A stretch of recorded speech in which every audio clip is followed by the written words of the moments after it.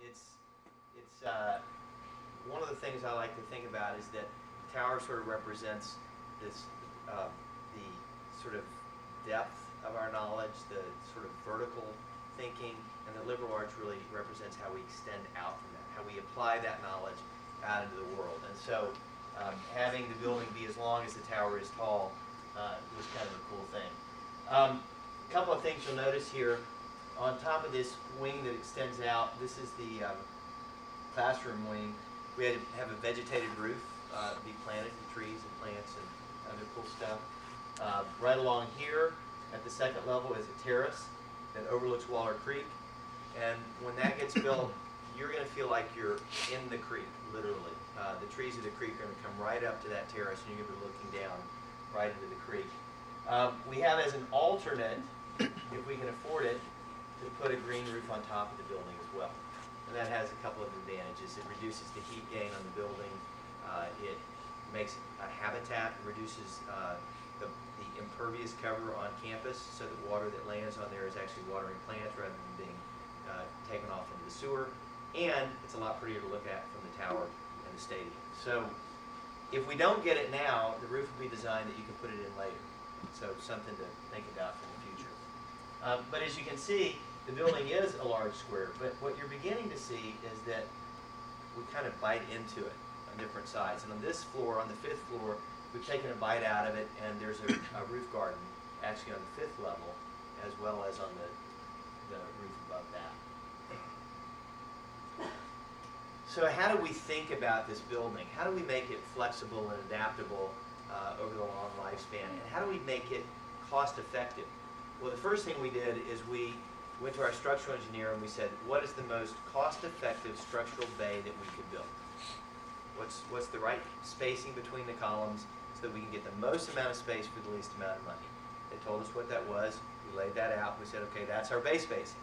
So this is the logic of the building. It's actually, there's a lot of similarities between liberal arts and architecture. We've got logic and rhetoric and grammar and all the things that you all have to deal with as well. But simplistically, we saw it as a series of horizontal planes with this optimal bay spacing. We said we have to have certain things that integrate vertically through the building, mechanical systems, elevators, stairs. So we located those in the optimal location so that we could reduce the runs for air conditioning ducts. That means we're pushing less air around, we're spending less money on energy, we're spending less money on buying ductwork. So it makes the building highly efficient, and it makes it a high-performing building. And then faculty like offices on the outside. They want windows, and so we ringed the building with faculty offices and then carved into that in places in order to create more views to the outside world.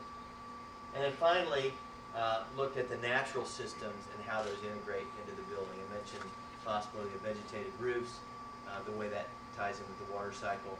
And for those of you who are interested in sustainability, we've targeted LEED Gold for this project. LEED is Leadership in Energy and Environmental Design. It's a certification, a ranking system, with certification being the lowest, silver, gold, and platinum. And the university requires silver. Gold is the next level, and we're thinking we're going to be able to get gold without increasing the cost of the building, just by thinking smart about how we do what we do. Dean Deal mentioned all the people and the various groups that are coming in, and this is just kind of a matrix of space adjacencies. How big are the spaces? Who's related to whom? And then the question is, how do you fit those in the building? So we took those blocks, we made them three-dimensional, and we slid them into the building kind of like a Chinese puzzle to see how they'd fit. And our hypothesis was that it would be flexible and easy to change. Well, we have been tested on that through the design process because we've had a lot of different departments that were going to go in and then weren't going to go in, and as we figured out the right mix, who can stay where they are, who needs more space, and we keep moving it and it keeps working every time we change it. So the flexibility seems to be working very well. So what's going to go in the building? The lower level, we call it a basement level, but really between the East Mall and Waller Creek, there's almost a 20-foot drop, which is what that fountain is. And so the basement is only a basement on the East Mall and then around to the west and south. But on the east side, it's completely above grade. So you'll be able to get off at the bus stop here and walk straight into the building at the lowest level, where we have the largest block of classrooms along here and here. This is all restrooms and elevator core, and we have a very wide corridor so that when you come out of class, you have some place to hang out and not crash into people. On the other end, down here, the west end, we've actually carved into the ground and created an outdoor amphitheater stairwell that steps down into the building so that it doesn't feel like it's in the basement on that end. And it makes it very easy to exit the building and go to the Student Activity Center, grab lunch. Level 1, more classroom space. In all these locations, we have a conferencing facility down below here that faces south. With a fountain here, there's a wall separating this from the pool.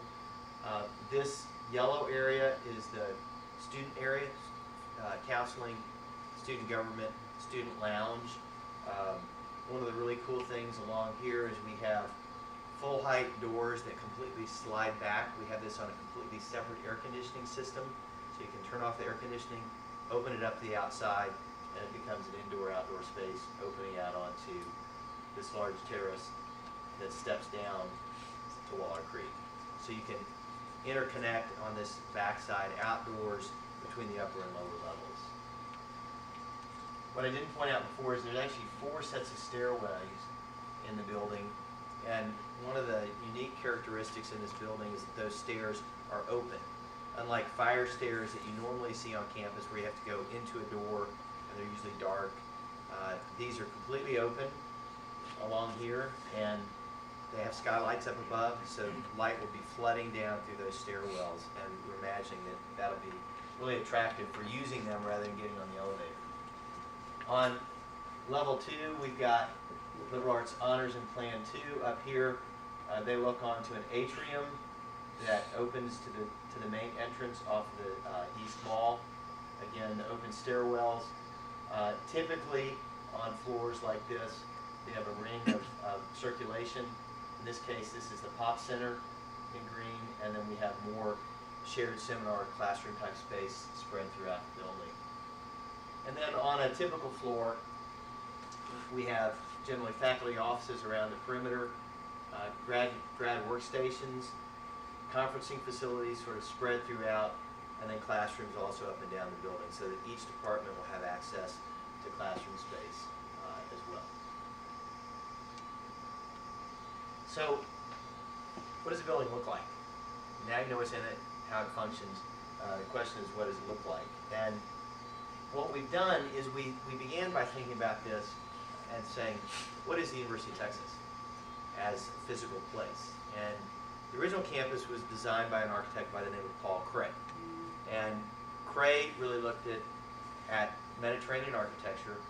But you know, the thing is, we tend to think about it. If I was to ask you what the University of Texas is, most people say, well, it's limestone buildings with red tile roofs, and they're rectangular buildings, and they have these simple tile roofs.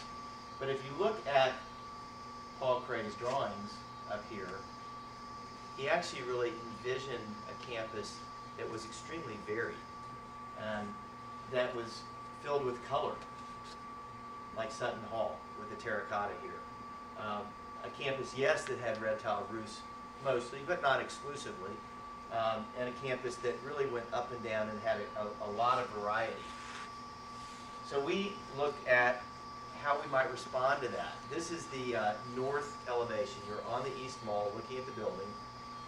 Student Activity Center's right here. This is the building, 5 stories. The top story is set back with a deep cornice, you know, an overhang that matches the one exactly on the Student Activity Center and that you see on the historic buildings on the campus. We lined up and created a base, a central area, which we'll call the shaft, and then the top, again, a classical ordering device that was envisioned in the master plan, base, middle, top. And these are all the historic buildings on campus that live within that ordering system. It was also important that we had an entrance that was memorable and intellectually clear. That's one of the criteria of the master plan that you see, again, in historic buildings on the campus. But we wanted to breathe life into this, and we wanted to be deeply rooted into the character of the campus, and so we went back and we looked at some of the old parts of campus that people often overlook. You know, if I asked you what colors are on the campus, most people say white, terracotta, brick, color. No, there's not any other color on the campus. Well, in fact, that's not the case at all. And so we looked at all of these different buildings, from Battle Hall to the tower, and this is the color palette that you find on the historic campus. This is the tower. All those colors are on the tower. So the next time you go look at it, you're going to see that there's actually a riot of color on this campus. And we wanted to look at that palette of colors that we found on the campus, and then subtract from it and pick a few that we could use on the liberal arts building. Now, part of our thinking was, again, if we go back to the premise of what is liberal arts, it's all of these various departments, these different areas of study, which each have their own unique identity, coming together to create something that's bigger than each individual part is. And so we didn't want to just do one color, we wanted to do multiple colors that showed the full range of the spectrum to bring them together to represent those departments. But as one of the faculty on our committee said, the building reminds me of the students. She said, there are different shapes and colors, and they're all kind of coming together, and the energy that's created when they come together is what I love about this place. And so we began to think about how that palette might influence a material palette. We're using a basalt on the base of the building, the shell stone, which of course you see all over the historic campus, really talks about our geologic roots here in this part of the world. And then we're using a terracotta panel here that's the same color as the limestone. Sutton Hall, Battle Hall, Welch Hall, all of the detailing on those buildings is done out of terracotta. It's a very ancient material, but it's now being manufactured in a very contemporary way that makes it highly sustainable, very light, and very high performing as a skin. And then this stripe thing is actually glass. I think my laser pointer's doing that. Right there. And we're taking the color and we're doing a ceramic frit on the glass. So we're actually doing the color on the glass rather than on the building. And it's done in the factory and baked on, kind of like an enamel. This has a couple of effects. One, it reduces the heat gain in the building because that striping reduces the amount of light that gets in. That makes the building perform better, but it also allows us to use the color on the building. So as you see here, this is the classroom wing, 360 feet to here, the main entrance. This is all the shell stone, limestone. This is a part of the Plan 2 and honors right here overlooking the East Mall and the Martin Luther King statue, which is right here. The upper floors, lots of faculty offices. Faculty offices are smaller spaces, and so we broke that up into smaller windows, but again reflecting both the different size of the offices and the different departments, with the 4 color bands fritted or etched onto the glass and scattered throughout here. One of the questions that I've been asked is, well, why did you choose 4 colors and why not just one? And any of you, when you were younger, did you ever make a color wheel and you put all the colors of the rainbow on it and then you spun it to see what would happen? I remember the first time I did that, I thought it was going to turn brown. But what happens when you put all the colors together and you spin it is it turns white. And so by using all the colors, or a spectrum that's the full rainbow, when you look at the building, it actually comes off as white at a distance. But when you get up close, you begin to see the individual colors.